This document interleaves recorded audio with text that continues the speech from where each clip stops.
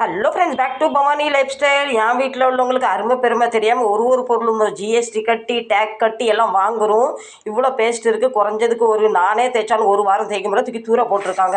இப்போ நான் corner cut பண்ணிட்டு காக்குறேன் பாருங்கள், எவ்வளோ பேஸ்ட் இருக்குது பாருங்கள். இது வழியாக பிதிக்கு எடுத்து தான் பல்லு தேய்க்கணும் அவசியம் இல்லை. இந்த ப்ரஷ்ஷை பின்னாடி பார்த்தீங்களா, ஒரு நேரத்துக்கு தேய்க்கலாம். குறைஞ்சதுக்கு நானே இது ஒரு வாரம் தேய்க்கலாம். எங்கள் வீட்டில் உள்ள குரங்குகள் கொண்டு தெரியாமல் தூக்கி தூர போட்டாங்க. நீங்களுமே உங்கள் வீட்டில் பேஸ்ட் முடிஞ்சிட்டுன்னு தூக்கி தூர போட்டுறாதீங்க. பின்புறம் கட்டி ஒரு வாரம் யூஸ் பண்ணுங்க. நம்ம கஷ்டப்படுற பணத்தை யாருக்காக விட்டு கொடுக்கக்கூடாது, சரிங்களா?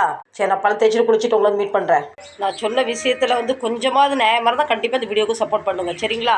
பணம் சம்பாதிக்கிற பெருசு இல்லை, அது எப்படி நம்ம செலவு பண்ணுறோம் அதுதான் பெருசு. வாங்க இப்போ கிச்சனுக்கு போகலாம்.